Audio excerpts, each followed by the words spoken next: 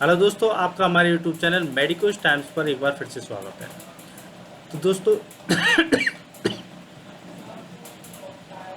अगर आपने हमारे यूट्यूब चैनल को सब्सक्राइब नहीं किया है तो सबसे पहले इसे सब्सक्राइब कर लीजिए, क्योंकि आपको मेडिकल से संबंधित स्टडी हम इसमें कराते हैं। खासकर DMLT, GNM, BSc nursing, ENM के लिए हम इस पर बताते हैं आपके लिए। तो चलिए हम बात करते हैं, बायोकेमिस्ट्री पढ़ रहे हैं तो अमीनो एसिड्स की बायोकेमिस्ट्री में अब हम बात करते हैं नॉन स्टैंडर्ड अमीनो एसिड्स के बारे में। ठीक है, तो नॉन स्टैंडर्ड अमीनो एसिड्स क्या होते हैं उनके बारे में बात करते हैं। Beside the 20 standard amino acids जो ऊपर हमने बताए हैं present in the protein structure, there are several other amino acids which are biological important. These include the amino acid derivatives found in proteins, non-protein amino acids performing specialized function, and D-amino acids। ठीक है, आगे हम बात करते हैं। तो जैसे ये है अमीनो एसिड्स जो हैं वो डेरिवेटिव्स हैं, प्रोटीन्स में पाए जाते हैं, उनके बारे में। तो the 20 amino acids can be incorporated into proteins due to the presence of universal genetic code. तो 22 और 21 जो अमीनो हमने एसिड की बात की थी, ये वही बात कर रहे हैं। Some of these amino acids undergo specific modification after the protein synthesis occurs. These derivatives of amino acids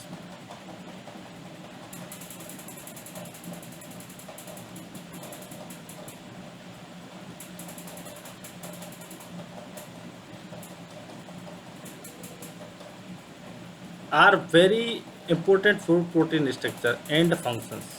Selected examples are given. तो नॉन प्रोटीन जो हैं अमीनो एसिड्स के डेरिवेटिव्स हैं, उनके एग्जांपल्स दिए हैं जो कि इम्पोर्टेंट हैं प्रोटीन स्ट्रक्चर में। जैसे कोलेजन है, वो भी प्रोटीन है। तो the most abundant protein in the mammal, तो सबसे ज़्यादा पाए जाने वाला जो मेमल्स में जो प्रोटीन होता है वो कौन सा है? कोलेजन। ये क्वेश्चन ऐसे पूछा जाएगा। Contains 4 hydroxy proline and 5 hydroxy lysine. तो कोलेजन जो है प्रोटीन, उसमें 2 प्रकार के अमीनो एसिड्स पाए जाते हैं। कौन कौन से भाई साहब? 4 हाइड्रोक्सी प्रोलीन और 5 हाइड्रोक्सी लाइसिन। स्टोन्स जो होती हैं प्रोटीन्स, उनमें क्या है? Proteins found in association with DNA contain many methylated, phosphorylated and acetylated amino acids. किसमें? स्टोन में होते हैं। कौन कौन सी अमीनो एसिड्स होते हैं? मेथाइलेटेड होते हैं, फॉस्फोरिलेटेड होते हैं या एसिटाइलेटेड होते हैं। अब बात करते हैं गामा कार्बोक्सिल ग्लूटामिक एसिड, जो कि पाया जाता है प्लाज्मा प्रोटीन्स में और वो ब्लड क्लॉटिंग में हेल्प करता है। कौन सा? Gamma carboxyl glutamic acid. आगे बात करते हैं सिस्टीन जो होता है प्रोटीन होता है, वो फॉर्म होता है कॉम्बिनेशन ऑफ 2 सिस्टीन्स। तो 2 सिस्टाइन जो होता है प्रोटीन, वो 2 सिस्टीन के कॉम्बिनेशन से बनता है। और जो सिस्टाइन जो होता है वो कंसीडर्ड किया जाता है डेराइव्ड अमीनो एसिड। आगे बात करते हैं नॉन प्रोटीन अमीनो एसिड कौन से हैं। तो these amino acids although never found in protein, ये जो नॉन प्रोटीन अमीनो एसिड्स हैं ये फाउंड नहीं पाए नहीं जाएंगे किसमें? प्रोटीन्स में। लेकिन ये काम करते हैं कुछ बायोलॉजिकल इंपॉर्टेंट होता है इनका। दे में भी आइदर अल्फा और नॉन अल्फा अमीनो एसिड, कोई से भी हो सकते हैं। ये selected list of these amino acids along with their function is given. Table number 4.2 पढ़ेंगे, उसमें इनके बारे में पढ़ेंगे जो नॉन प्रोटीन अमीनो एसिड्स होते हैं। अब हम बात करते हैं डी अमीनो एसिड्स। हम क्या बात कर रहे हैं? नॉन स्टैंडर्ड अमीनो एसिड्स के बारे में बात करें। तो हमने अमीनो एसिड डेरिवेटिव्स की बात कर ली है, नॉन प्रोटीन अमीनो एसिड्स की बात कर ली है, डी अमीनो एसिड्स की बात करते हैं। The vast majority of amino acids isolated from animals and plants are L category, जब मतलब ज़्यादातर जो होते हैं वो L category के होते हैं।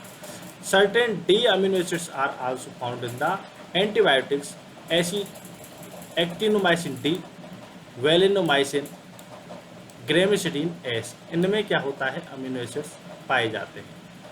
D-serine and D-aspartate are found in brain tissue। तो D-serine और D-aspartate कहाँ पाए जाएंगे? ब्रेन टिश्यू में पाए जाएंगे। और डी ग्लूटामिक एसिड और डी एलानिन जो होते हैं बैक्टीरियल सेल वाल में। अच्छा, अमीनो एसिड्स जो होते हैं वो उनको ड्रग्स के रूप में भी काम में लिया जाता है। जैसे कि डी पेनिसिलामाइन होता है, डी मेथाइल ग्लाइसिन होता है, वो एक मेटाबॉलिक पेनिसिलिन होता है जो कि एम्प्लॉय किया जाता है चिलेशन थेरेपी में, किसमें, विल्सन्स डिजीज में।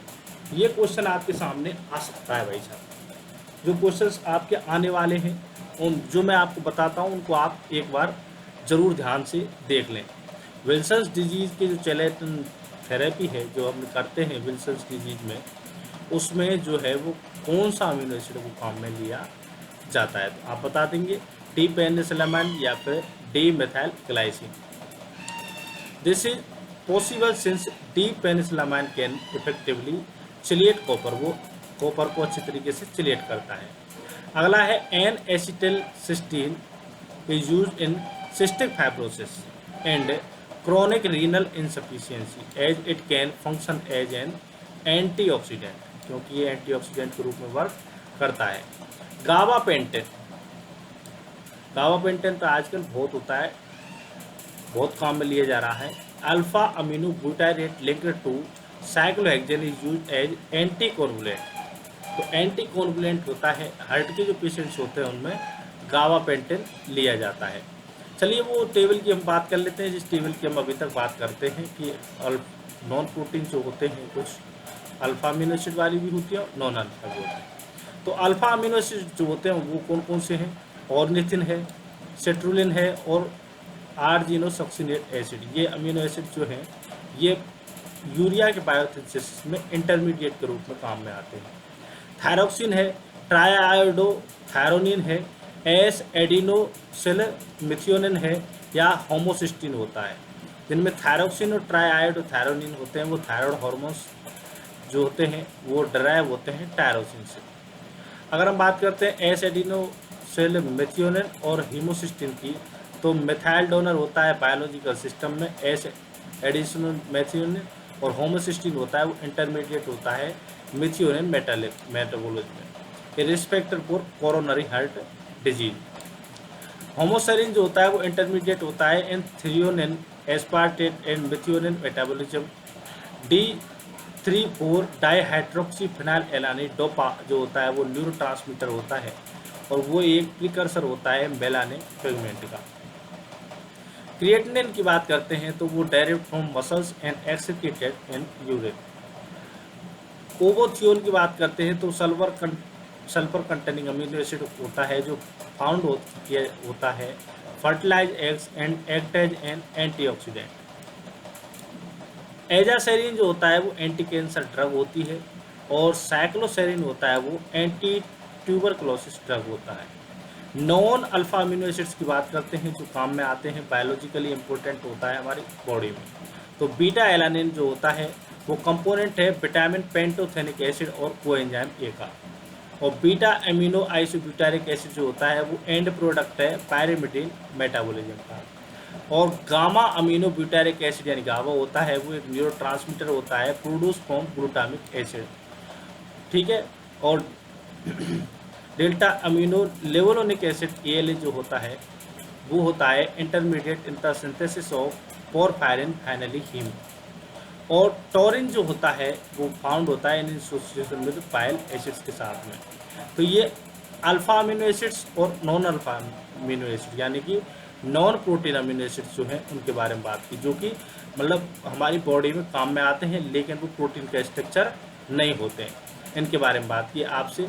और हमने ये भी बात की कि कुछ अमीनो एसिड्स जो होते हैं वो ड्रग्स के रूप में भी काम में लिए जाते हैं। तो ये देखी जाए तो नॉन स्टैंडर्ड अमीनो एसिड्स के बारे में ये हमारा लेक्चर था। अमीनो एसिड्स जो हैं जो ड्रग्स के रूप में काम में लिए जाते हैं उसके बारे में था। तो अगर आपने हमारे यूट्यूब चैनल को अभी तक भी सब्सक्राइब नहीं किया है तो सब्सक्राइब कर लीजिए, वीडियो को लाइक करिए, कमेंट करिए, शेयर करिए और ज़्यादा से ज़्यादा शेयर करिए और हमारे साथ में बने रहिए। धन्यवाद।